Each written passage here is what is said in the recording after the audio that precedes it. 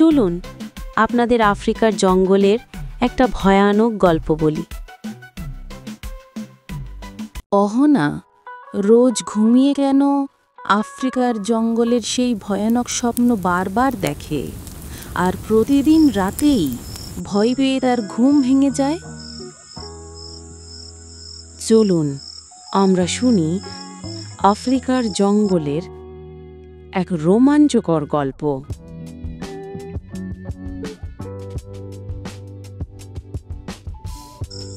প্রতিদিন রাতে অহনার ভয়ানক স্বপ্নের কারণে ঘুম ভেঙে যায়। কখনো সে দেখে জঙ্গলে আগুন লেগে গেছে, সব জন্তুরা পালাচ্ছে। আবার কখনো দেখে সে বাঘের পিঠে চেপে এক জ্বলন্ত গুহা থেকে বেরিয়ে আসছে, আর পেছনে তার বাবা দৌড়াচ্ছে। পরের দিন সকালবেলায় অহনা ঘুরতে ঘুরতে তার বাবাকে এই সব স্বপ্নের কথা জানায়। বাবা হাসলেন, বললেন, চলো আমরা সত্যি একবার আফ্রিকার জঙ্গলটা ঘুরে দেখি। কিছুদিন পরে তারা রওনা দিল আফ্রিকার জঙ্গলের উদ্দেশ্যে।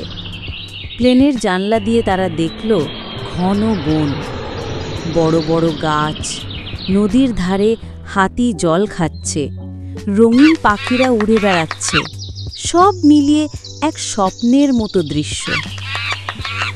অনেকক্ষণ প্লেনে যাত্রা করার পর তাদের সন্ধেবেলা হয়ে যায় জঙ্গলের ক্যাম্পে পৌঁছতে। চারিদিকে ঘন অন্ধকার আর ঝিঁঝি পোকার আওয়াজ। রাতের বেলায় তারা ক্যাম্পে বসে গল্প করছে।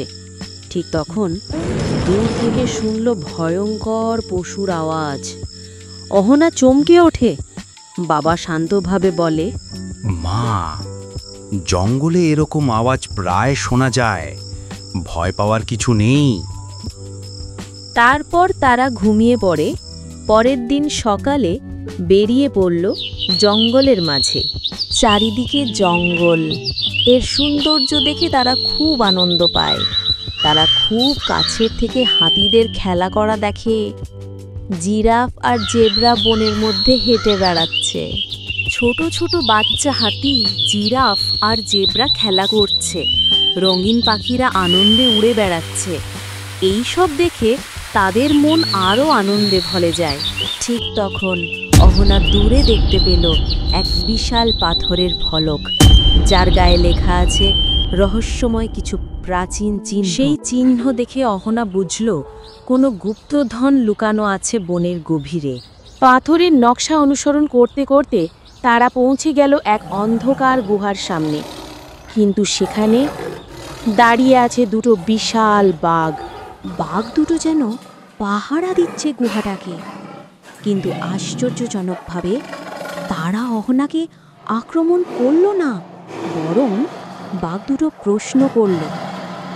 অহনা ভাবল, শুনল, উত্তর দিল সঠিকভাবে।